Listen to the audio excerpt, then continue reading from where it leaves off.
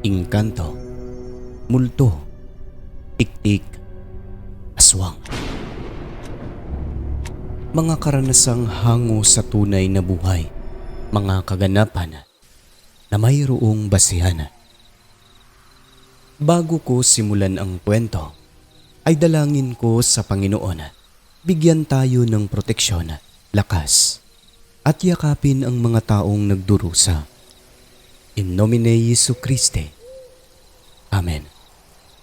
Bago tayo magsimula mga kaibigan, nais ko lamang pong pasalamatan ang lahat ng mga taga-suporta ng ating programa, channel members, mga silent listeners, at lalong-lalo na kay Ma'am Cynthia na taga-US, Abellanosa. Nagpaabot po siya ng konting ayuda kasi nalaman niya po na wala tayong matinong revenue dito kay YouTube sa ngayon. Kaya ayun, hindi ko man in-expect ay nandito na. Kaya laking pasalamat ko po sa inyo ma'am. Napakalaking bagay po ang inyong pinaabot. Wala pong nakalagay kung sino ang nag-send, pero I believe galing ito kay Ma'am Cynthia Abellanosa. Kaya again, taos puso po akong nagpapasalamat sa iyo ma'am. Sa kaunting tulong para sa iyo ay malaki po sa akin. So, thank you very much. At syempre sa mga channel members natin, lalo na itong bago na si Ma'am Samantha Cruz. Ang pinili niya po ay Idol. Malaki po yung binabayaran ng Idol every month. Kaya maraming salamat po sa inyo Ma'am Samantha Cruz. At syempre sa lahat ng mga nagpapahayag ng suporta through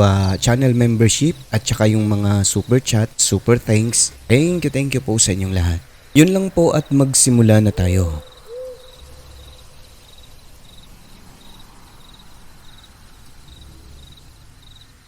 Magandang araw o gabi sa inyo Sir Alex, pati na rin po sa lahat ng inyong tagapakinig. Maribet ulit at ibabahagi ko naman ang nakakatakot na karanasan ng aking pinsang lalaki. Medyo nakakatawa nga habang nagkukwento siya, pero yun po ay base sa kanyang tunay na karanasan. Ang pinsan kong ito sir na itago na lang natin sa pangalang John G ay isang construction worker at binata pa nang mangyari itong kanyang kwento. Dahil mabait na tao, masipag sa trabaho, pinagkakatiwalaan siya ng kanilang kontraktor. Sa kanya iniiwan ang mga gamit, pati na yung mga building na hindi pa natatapos. Siyempre, meron po yung bonus. Iniiwan siya sa site at pinapastay in upang mabantayan kasi hindi maiwasan na meron talagang magnanakaw. Minsan na kasi silang nadali, ninakaw ang mga gamit, halos inubos daw kasi walang nagbabantay pati na yung mga bakal ay hindi pinalagpas ng mga kawatan. So matapos noon, napag-usapan na dapat may magbabantay talaga sa mga gusali o anumang project na ginagawa nila na hindi pa natatapos upang maiwasan yung mga ganong pangyayari. Si John G ang napili ng kanilang kontraktor na magbabantay sa mga gusali. Sa umpisa ay meron naman daw siyang mga kasama, 2 o 3 kung minsan, ngunit kadalasan ay siya lang mag-isa. May isang pangyayari noon na siya lang ang nagbabantay sa gusaling ginagawa sa kadahilan ng lahat ng mga kasamahan nila ay puro may mga asawa kung kaya umuwi talaga sa bahay ng mga ito pagkatapos ng trabaho. Yung lugar na tinatayuan nila ng bahay sir ay maraming mga punong kahoy sa palibot.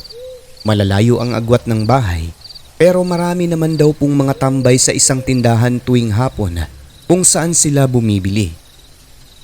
Malaking bahay yung tinatayo kung kaya yung isang malaking puno ng akasya sa likod ay pinaputol daw ng may-ari dahil may extension na gagawin doon. Ito namang pinsan kong si John G ay hindi nagpapaniwala sa mga kwentong kababalaghan tulad ng aswang, multo at kung ano-ano pa man. Kasi ayon sa kanya mga kwentong barbero lamang, mga istorya ng mga matatanda at mga taong may saltik daw sa pag-iisip. Actually sir, medyo may pagkapareho kaming mag-isip ni John G noon dati noong hindi pa ako nakaranas ng kababalaghan. So ayun na nga, noong naputol na ang malaking puno, may mga pagkakataon sa gabi pagkukwento ng aking pinsan, magigising na lang daw siyang sobrang lamig ng kanyang mga paa. At kung minsan naman, parang may sumasakal daw sa kanyang leeg kaya hingal na hingal tuwing makagising. Hindi niya naman ito pinag-isipan ng kung anong masama kasi aniya maaaring dala lang din ng pagod. Ang trabahong construction kasi mabigat din talaga, di ba? So, sa lugar na yun, sir, lingid sa kaalaman ng aking pinsan, maugong ang kwentong meron umanong nakatirang engkanto sa puno na pinaputol ng may-ari ng bahay na kanilang ginagawa. Napag-alaman niya ang mga kwentong ito noong minsang bumili siya ng alak sa tindahan at nakipagkwentuhan sa mga tambay na babae at lalaking puro mga tsismoso at tsismosa sa lugar na yon. Ngunit tinawanan daw niya ang mga ito sapagkat aniya, sa modernong panahon ngayon, nagpapaniwala pa sa mga kwentong walang katuturan. Alam nyo, sa tagal kong nagbabantay na mag-isa sa iba't ibang lugar, meron pang ang masukal eh. Wala talaga akong nakitang multo o kung ano pa man yan. Aswang? Pananakot lang yan. Hindi ka maniwala pero totoo yung mga sinasabi namin dito, no? Tungkol dyan sa lugar ninyo dyan na tinatayuan ng bahay. Marami daw engkanto dyan. Mare. Hindi mo ako matatakot sa mga ganyan-ganyan ha. Uy, totoo kaya? Tanungin mo pa si Lola. May nakita siya dyan dati. Ay, wala yan. Guni-guni lang yan ang lula mo. Ay, inom na tayo eh. Tumawa lang si John G. Sir Alex. At dahil bungal yun, nagsitawanan na lang din yung mga kakwentuhan niyang mga tsismosa. Makalipas ang ilang araw noon, dito napapaisip na si John G kasi nakakaramdam daw siya ng mga bagay na hindi normal. Tulad na lamang nang bigla na lang paggalaw ng isang bagay sa loob ng kwarto kung saan siya natutulog at yung may dumadampi daw sa kanyang paa na malamig. Kung minsan naman, nakakaamoy ito ng sobrang bangong amoy na nakakapagtaka. Buhat nang wala naman po siyang kasamang iba. At eto pa, Sir Alex, may mga pagkakataon na bigla na lang daw lalamig ang hinihigaan niya. At kung minsan parang may kasama raw siyang hangin na malamig na tumatabi sa kanya sa loob ng kwarto. Sa umpisa ay hinahayaan niya lang, hindi nagpapadala kaso isang beses noon. Laking pagtataka na lamang ng pinsan ko sapagkat ng umaga, nagising na lamang siya, sir, na sumasakit ang tiyan dahil nakaposisyon na sa may pintuan kung saan malayo ito sa kanyang hinihigaan. May kumot pa rin naman at unan kaso walang banig at malamig ang sahig kung kaya sumakit ang kanyang tiyan. Ngunit ang bumabagabag sa kanyang isipan, sino ang naglipat sa kanya sa bahaging yon?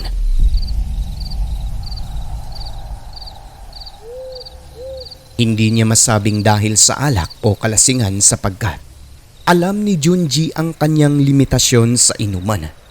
Kapag nakaramdam yan ng panginginit ng katawan at medyo lasing, umuuwi na talaga yan. Kumbaga, yung pag-iinom niya ay pampatulog lamang. Ganun pa man, sa kabila ng mga pagpaparamdam na yon ay hindi pa rin po siya nagpadala, Sir Alex. Iniisip niya baka nag-sleepwalk lang daw siya. Kaso meron bang mag-sleepwalk na dala pa rin ang unan at kumot, di ba? Hanggang sa isang beses pa, bagong ligo ang aking pinsan at nakabrief lang. Magbibihis na sana siya noon dahil pupunta sa tindahan. At habang pinupunasan ang katawan, maya-maya noon may dumampi talaga sa mukha niya sa loob ng kwarto na isang napakalamig na hangin na parang tumagos lang daw sa kanya kung kaya. Dala ng kuryosidad, nagtanong ang pinsan ko ngayon.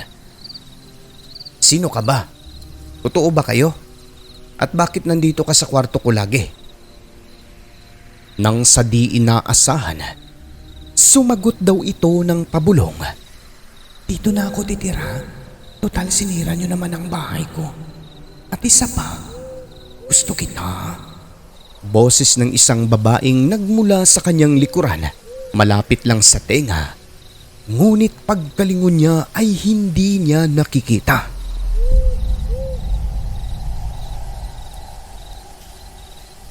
Sa labis na pagkahilakbot, ramdam ng pinsan ko na nagsitayuan ang lahat ng buhok sa kanyang katawan na para bang pusa na may kaaway na aso. Walang kung ano-ano nun, Sir Alex. Kumari pa siya ng takbo nang walang suot na tsinelas, pang itaas na damit at nakabrief lamang, papunta sa tindahan. At sa sobrang takot, sa bintana na siya dumaan at halos puputok daw ang kanyang dibdib sa lakas ng kalabog nito, na para bang anumang oras ay iwan siya ng kanyang kaluluwa. Napagkukwento pa nito, nakakahiyaman kaso hindi na niya inisip yun. Ang mahalaga merong kakausap sa kanya na tao, kung kaya pagdating sa tindahan ay agad na nagtawag sa may-ari na medyo may pagkatsismosa. Uy hala, ano nangyari sa'yo, Junji? Na ano ka, ba't nakaburlis ka? At ang puti-puti mo, nanlalaki mata mo oh? Kuwan kasi, nandyan ba si Mario? Ay oo, nandito. Pakisabi naman, mangiram muna ako ng damit, sandali lang. Ano nga nangyari sa'yo? Ba't ka nanginginig? Ipapaliwanag ko mamaya. O sige, sandali. Hoy Junji, teka, pwede bang pumasok? Huwag mo naman akong iiwan dito, nananayo ang balahibo ko. Pwede ba? O sige, halika na. Maghintay ka lang muna dyan sa may pinto. Paglabas ng iba pang mga tao sa bahay na yon, sinalubong ang pinsan ko ng tawanan, Sir Alex. Paano ba naman kasi? Matatawa ka talaga sa hitsura nito na nakabrief lang at parang wala ng espiritu sa sobrang putla, tapos nanginginig daw ang labi habang nagsasalita. Alam ko na nangyari sa'yo, tol. Siguro pinakitaan ka no? Oo, tama ka. Naniniwala na ako sa inyo. May malamig na hangin sa tinutulugan kong kwarto. Sumagot. Sagot naman ng isang chismosa. O di ba? Sabi namin sa'yo dati merong engkanto dyan. Ayaw mo kasing maniwala kaya sinubukan ka talaga. Oo na. Naniniwala na talaga ako. Ay, grabe naman. Di ko inaasahan to. Nang dahil sa pangyayari, doon natulog si Mario sa may tindahan. Takot na takot ito habang nagkukwento sa mga kaibigan. Wala na raw siyang pakialam, sabi niya, sa mga gamit kung nanakawin man ito. Sigurado kung gagawin yon magsipulasan talaga ang magnanakaw sa engkantong nandudoon. Kinabukasan nun, nagsabi siya sa kanyang amo na hindi na magbabantay sa bahay na yon kundi uuwi-uwi na lang din tulad ng iba nilang kasamahan dahil merong engkanto. Pinayagan naman kasi ang akala mababaliw na si Junji. Sa umpisa ay hindi naniwala ang amo, ngunit makalipas ang ilang araw, sir, sa kadahilanang nagreklamo rin yung pumalit sa kanya na nagbabantay ng mga gamit doon, naniwala rin ang amo nila. Iba naman ang karanasan ng mga nagbabantay dahil pinagtatapon daw ang mga gamit. Na kahit 3 ang natutulog sa gabi nagpaparamdam daw talaga ang engkanto at hindi takot sa kanila. Kaya yung may-ari ng bahay kumuha ng pare at pinabindisyonan ang buong lugar. Simula noon, nawala naman daw po ang nanggagambala, pero marami na silang natutulog doon. Dahil sa karanasan, hindi lang ang pinsan ko, sir, ang nagbago ang paniniwala tungkol sa mga bagay na ganon. Tunay nga naman na ang mundo punong-puno ng hiwaga at kababalaghan. Hindi lang tao ang naninirahan, meron pang iba na kung minsan nandiriyan lang katabi mo, ngunit hindi nakikita.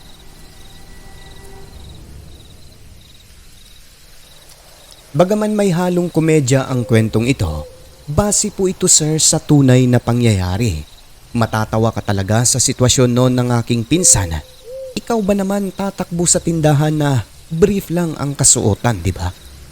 Kaya hayon, nagbago talaga ang paniniwala ni Junji.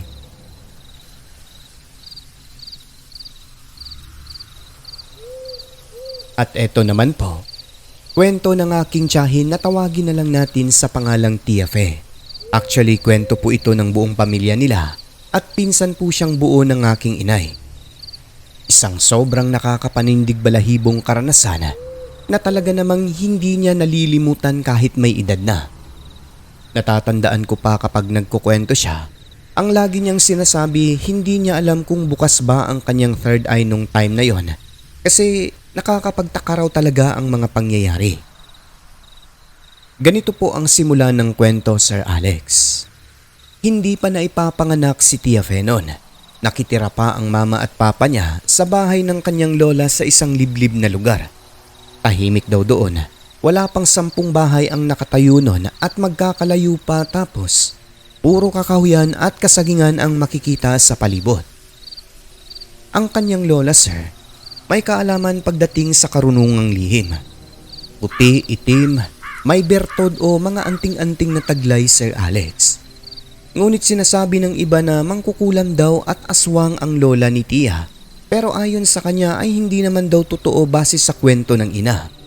Kesyo may alam sa panggagamot at umaalis minsan sa gabi, napagkakamalan daw na masama. At ayon sa nanay niya, lahat daw ng manggagamot ay marunong din mangkulam. Depende na lang yun kung matutukso siyang gagamitin sa masama. Pero hindi naman daw po ganoon ang lola nila. Sa pagkakaalam ni Tia, base sa kwento ng ina, sadyang umaalis lang daw ang kanyang lola minsan sa gabi at tuwing Biyernes Santo, sa kadahilan ng may ritual na ginagawa sa bundok. Mga dasal daw upang mas palakasin pa ang taglay o kakayahang espiritual. Sa katunayan, may malaking altar daw ang lola niya sa kwarto nito na may mga librong makakapal at meron ding maliliit o libreta na tawag at may mga lumang imahe. Meron din daw garapan ng mga langis, maliliit at malalaki. Kapag nagdadasal daw ang lola nila, sir, may halong Latin kaya hindi nila naiintindihan. Pero syempre, kasama na yun sa kanya kasi nga manggagamot din ito. Noong naipanganak na si Tia Fe, pagkaedad niya ng 4 o 5 taong gulang, dala ng katandaan ay pumanaw daw ang kanyang lola. Bali ganun ang paliwanag ng kanyang ina. Ang weirdo sa pangyayari na yun, sir, namatay na nakahiga malapit sa altar nito. At kung si Tia ang tatanungin, malakas pa naman daw ang kanyang lola noon. Ang huling natatandaan niya, minsan mga 6:00 ng gabi nagsindi raw ng maraming kandila ang kanyang lola sa kwarto nito. Tapos pinalabas siya dahil magdadasal. Matagal daw nanatili sa kwarto ang lola nila kung kaya dala ng pagtataka ay inatok daw ng nanay at tatay niya. Kaso hindi sumasagot kung kaya sa pilitan ng binuksan ang pintuan. Tumambad sa kanila ang lola ni Tia, sir, na nakahiga sa sahig. Matigas na ang katawan sapagkat wala ng buhay, tapos madilim ang kwarto dahil patay lahat ng kandila. Paliwanag naman ng mga magulang ni Tia, maaaring dala ng katandaan kaya namatay ang lola nila ng bigla-bigla. At base sa kanilang naobserba, parang natapos lang daw yung pagdarasal ng matanda sa harap ng altar nito at nagawa pang patayin ang kandila bago binawian ng buhay. Ngunit hindi talaga nila masabi ang pinakadahilan nun kasi nga wala naman pong nakasaksi. Ang nakakapagtaka lang nun, pati yung lampara ay pinatay din po. Hindi rin nila masabing hangin ang dahilan nun, bunsod nang walang malakas na hangin na makapasok sa kwarto ng lola niya. Maliban na lamang kung nakabukas ang bintana, nung time na yon, saradong sarado. So ayun na nga, may mga tanong man sa isipan kung bakit bigla na lang namatay ang lola kasi nga malakas pa naman ito kung tutuusin. Ngunit kung minsan di talaga malalaman kung hanggang kailan lang ang buhay ng isang tao. Kaya hayon, tinanggap na lang din nila ang pagkamatay ng lola. Noong pinaglalamayan na ito, sir, bantay sarado ng mga kaanak nila ang kabaong dahil meron daw umaaligid sa bahay na mga aswang. Mga nilalang na pinapaniwalaan nilang kumakain ng mga patay. Magugulat na lang daw sila kasi may mga pagkakataon na merong naglalakad sa bubong ng bahay na mabigat at kung minsan naman may kumakatok ng 10 oras ng gabi ngunit wala naman pong tao. Ang nakakatakot pa, sa likod na pintuan kumakatok hindi sa harap na may mga tao. Kaya simula noon hanggang matapos ang lamay, maaga pa lang sarado na lahat ng bintana ng bahay nila Tia Fe, lalo na sa kwarto. Hindi nahihintayin na dumilim sa takot na baka bigla na lang daw mawala o palitan ang katawan ni Lola sa kabaong ng aswang lalo pat maraming tanim na saging sa palibot. Ganun pa man, sa kabila ng mga pagpaparamdam na yon, presensya ng mga sakop ng dilim, nailibing naman po ng maayos ang lola ni Tia Fe. Matapos mahatid sa huling hantungan, mas lalong tumahimik ang bahay nila sapagkat 3 na lang silang nakatira roon tapos araw-araw pang wala ang padre de pamilya kasi nga isa itong magsasaka. Ang altar naman po ng yumao at mga gamit na naiwan nito doon, hindi yun ginalaw ng mga magulang ni Tia. Sa halip, tinakpan ng tela lalo na ang mga bagay na tingin nila ay mahalaga.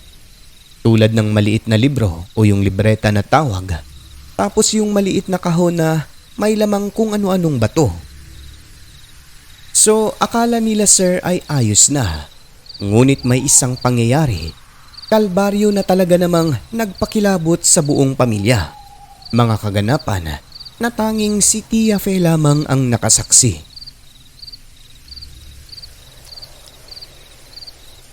Nasa 5 hanggang 6 na taong gulang daw siya nang mangyari ito. Isang gabi pagkatapos kumain, sa sobrang pagod ay nakatulog siya sa kwarto ng kanyang lola. Bali nung time na yon, doon na sila mag-ina natutulog kasi bukod sa presko ay malaki. Ang nanay niya ay nasa kusina that time naghuhugas ng mga pinggan habang ang tatay ay nasa labas lang din ng bahay. Makaraan ng ilang minuto, bigla na lang nagising si Tia Fe. Pagkamulat ng mata, bumungad sa harap niya ang 2 lalaking maitim, Sir Alex, mula ulo hanggang paa na may ginagawa sa altar ng kaniyang yumaong lola. Nakaharap ang mga ito sa nakasinding lampara. Tumayo si Tia Fe at pinagmasdan niya ang 2 lalaking nakatalikod kasi pag-aakala niya ay mga kamag-anak lang na nakasuot ng itim na damit. Nang bigla na lamang humarap ang mga ito kung kaya, nakita ng aking tiyahin na sobrang itim ng mga mukha nito, walang kasuotang damit, tapos pulang-pula ang mga mata. Pagkakita kay Tia na nakatayo malapit sa kama, nanunood sa kanilang ginagawa, hindi gumalaw ang mga ito sir bagkus ay nakatitig lang sa kanya. Nagkatinginan pa raw ang mga ito tapos ngumiti sa aking tiyahin. Sobrang nakakasindak daw talaga ang hitsura. Yung tiyahin ko naman, sa labis na takot lalo na nang makita nito ang bibig ng aswang na pulang-pula rin at may pangil.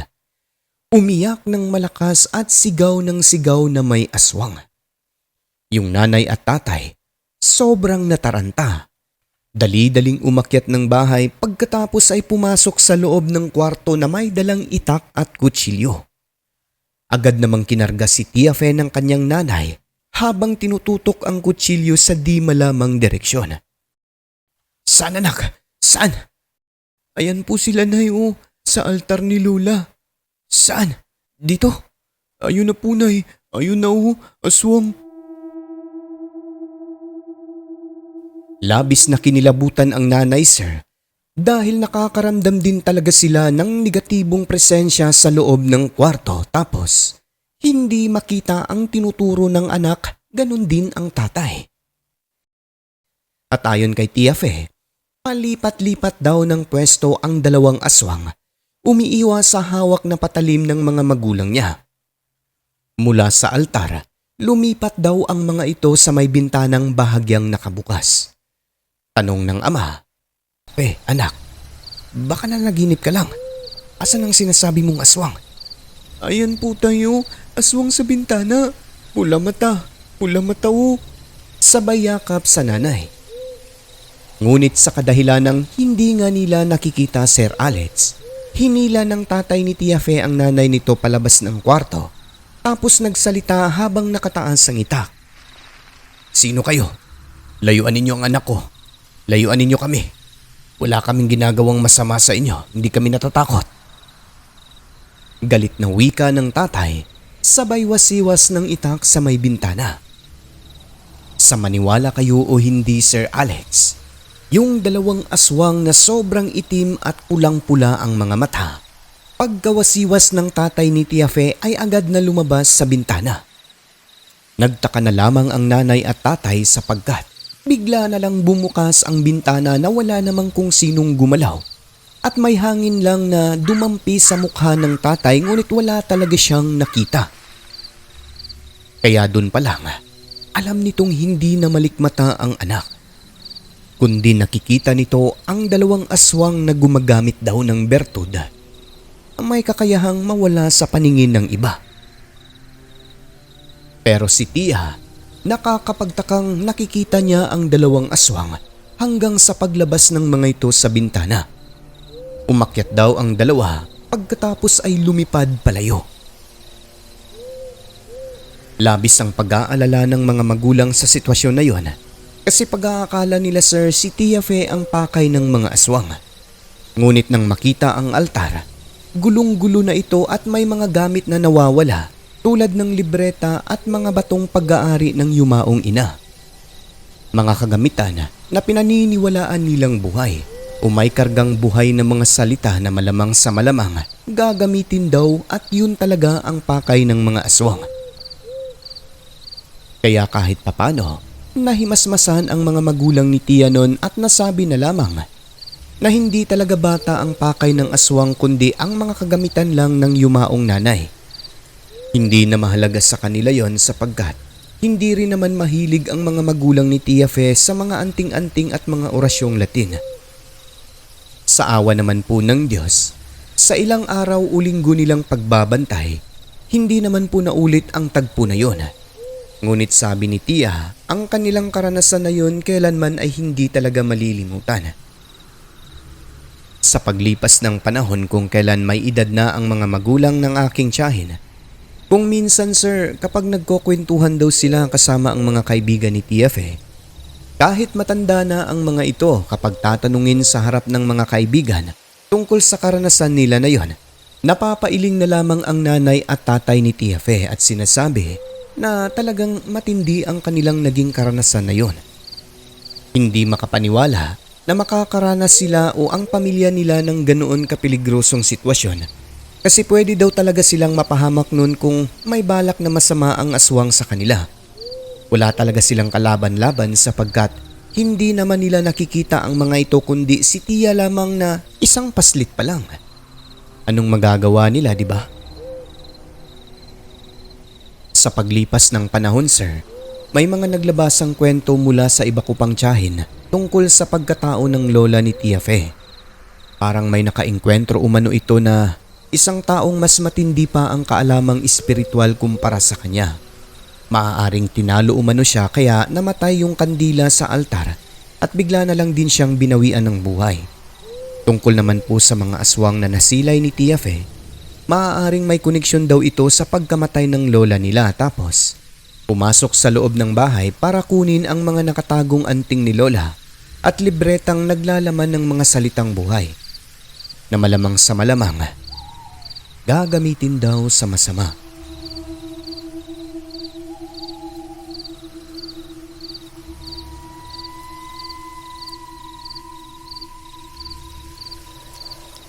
At dito na po sir magwawakas ang ating kwento para sa araw na ito.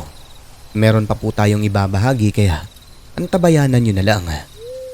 Lubos na gumagalang, Maribeth ng Bukidnon.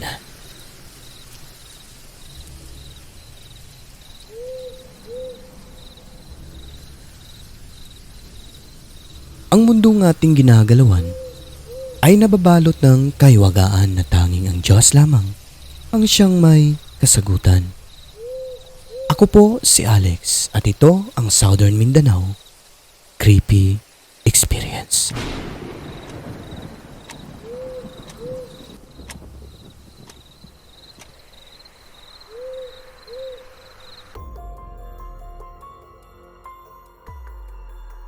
At ngayon ay madako naman po tayo sa ating mga membership shoutouts, no, mga kaibigan ko. At syempre kay Ma'am Cynthia. Ulit, maraming salamat po sa iyo, Ma'am. More blessings to come sa inyo at sa buong pamilya nyo.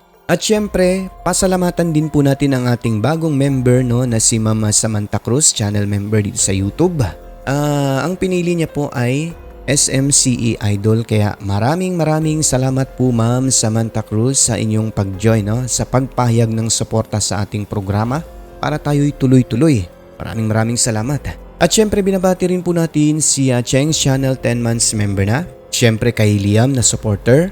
Kay Darlene Kabatuan na 44 months member na. Kay Ramonita Berdugo, kay Lavi Del Rey 39 months member na. Elsie de Acosta 40 months. Kay Rosary Jayaranti 1 month. Kay Story Hikes of Totski 29 months. Kay Mike na 25 months member na, no? Patrick Tahulosa 3 months. Kay Esmeralda Jucares na 7 months member na. Rose Kim na 10 months. Kay Jeffrey Bunyad 18 months member na. Jonizel Alveola 20. Kay Jim Semilia 24 months member na. Luis Almido 19. Last but not the least kay Madam Christine Olzon 43 months member na, no? And maraming salamat po sa walang sawang pag-suporta sa ating munting programa mga kaibigan. Tuloy-tuloy po tayo. At inuulit ko, taos puso po ang inyong narrator na nagpapasalamat lagi. At syempre sa mga commentators natin, last update, isang mabilisang sigaw lamang po ito mga kaibigan. At siya nga pala, yung ating compilation ay na-upload na po doon sa ating SMCE compilation channel, no? Bisita na lamang po kayo roon kasi doon natin ina-upload yung mga mahahabang kwento, 3 to 5 hours na mga kwento po mga kaibigan. Kaya mag-subscribe na rin po kayo roon. Binabati ko unang-una si Christy Harm, no? Ayan, pangalawa kay Edmond Misterio, pangatlo kay Mia Madronal, ayan, kay Rexy Abergaz, thank you po. No skipping ads daw si ma'am, thank you. Kay Tiger Lily, kay Leslie, kay Kagi Tumaob, at syempre kay Hazel Fiesta, no? Kay Heidi Gregorio, kay Maria Perez, kay Rob Sandoval, ayan, thank you ma'am. Kay Ramonita Berdugo, siya nga pala si Rob ay malapit lang ang bahay natin, no? Or ang Karatig Baryo lang tayo. At ang pinakahuli ay si Ma'am Arlene Cools. Besa, maraming salamat sa no skipping ads sa inyong lahat at sa walang sawang pagtangkilik at pagsuporta sa ating programa. At sa lahat ng mga silent listeners ay welcome po kayo sa ating channel. Pumasok na po kayo at i-hit ang subscribe button. Siyempre, huwag kalimutan ang notification bell upang updated kayo sa mga bago at nakakasabik nating mga kwento. Muli mga kaibigan, maraming salamat po sa inyong lahat. Huwag kalimutang tumawag sa taas. I love you.